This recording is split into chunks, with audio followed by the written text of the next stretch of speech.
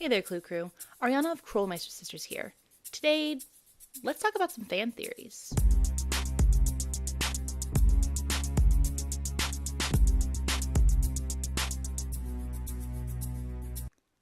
Reese and I like to come up with some pretty crazy theories about games. Sally is affiliated with the American branch of Cathedral. My theory is that the moment that Nancy stepped foot into that museum, the Whisperer possessed Nancy.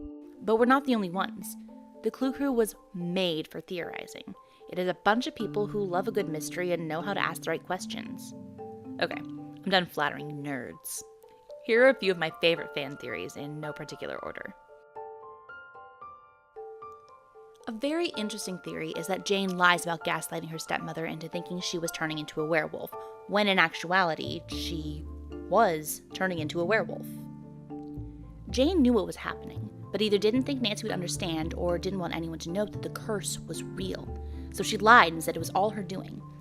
There isn't much to back this theory, however the implications are fun. See, this would mean that Linda turned into a full-fledged beast not long after Nancy left. Did Jane turn Linda so she could sick her new pet mommy on a negligent father when he returned? Did Linda end up turning on the family? Did she get kept at Blackmore Manor, or does she roam the area, eating the occasional wanderer? It's a pretty fun theory, especially for those who might write some fanfic about what happened after Nancy left. Okay, this one made me chuckle at first, but it's definitely worth mentioning. The oldest evidence we have of the Crow Meister brand is found in Last Train to Blue Moon Canyon. We find the paperwork for Camille's dolls that she purchased from Crow Meister Doll Works the summer of 1880. So, we know the company goes as far back as at least 1880, probably further given it's clearly an established brand, and I doubt the Crow Meister brand started as a doll-making company. A company that does so much would have started in something like steel and then moved on to making dolls and big metal doors and crematoriums and whatever else they are making these days. That in and of itself doesn't really prove this theory. I always kind of assumed that PG Crow Meister was just the descendant of the original Crow Meister. But everyone talks about him like he's the creator of everything, like he's the man who started the company.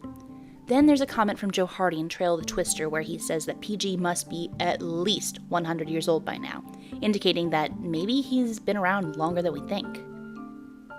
Then we speak with PG. Oh, just a moment. This is why we can't have nice things in the workshop. All right, go ahead, caller. And that does not sound like the voice of an old man.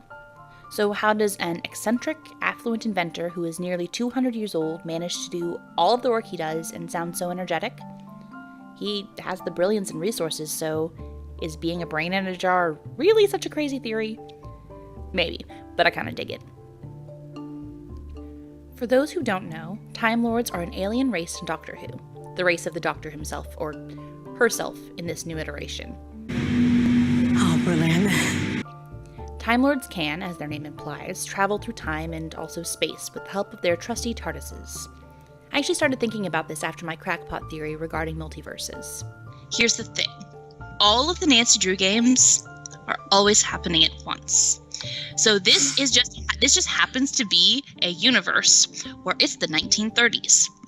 When we're in Nancy's room, we are outside of those universes. And so that's why we have this whole list of things. And so Nancy says, it's 1930, just to sort of like gear you up and be like, oh, okay, I'm going into 1930 when I step into this stupid room, which contains a stupid universe that's in the stupid 1930s. I started thinking that maybe Nancy isn't going between universes, but planets which parallel Earth and through time in any and all of these Earths. Stick with me here. This explains the entirety of Secret of the Old Clock, which makes me feel so much better about the whole it's 1930 thing. This also could explain second chances. See, Time Lords do this thing where they regenerate when their body is dying. It's all the way of cheating death. So maybe Nancy, quote-unquote, getting a second chance is her regenerating. Her room is actually the inside of her TARDIS. This is why we start most every game in her room. It's our portal to the game, where we find out the specs of where we're going, something a Time Lord would know before stepping out of their TARDIS, and where we click on the button to travel there. It also might explain why some people don't remember Nancy from game to game.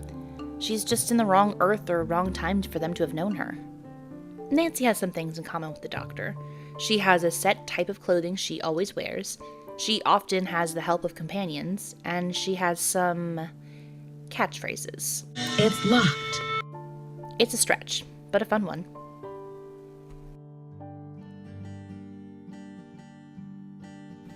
The theory that Kate and Carson Drew are the reincarnations of Francis Humber and Dirk Valentine had never been brought to my attention before, but I love it.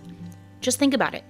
Kate retains Francis's gift for the piano, and Carson tries to make amends for Dirk's crimes by serving justice as a lawyer. It's kind of perfect. The two are perpetual star-crossed lovers, destined to always be parted by the early death of one or the other. But instead of her father keeping them apart this time, they are kept apart because of Cathedral. What's really interesting is that we learn more about both Kate and Francis through letters we find. Lucky for the lovers, this time they both lived long enough to marry and to produce a daughter who'd go on to find her parents' lost treasure. And if this isn't one of the sweetest theories I have ever read, I don't know what is. So that's it for this video. Got any good theories? Leave them in the comments below. Don't forget to click like and subscribe to get more videos like this, and don't miss our Crow Meister Sisters podcast. For more Clue Crew content, you can find us on Tumblr at crowmeistersisters.tumblr.com, or you can follow us on Twitter. We are at KMeisterSisters. As always, I'm Ariana. I'll catch you later, Super Sleuths.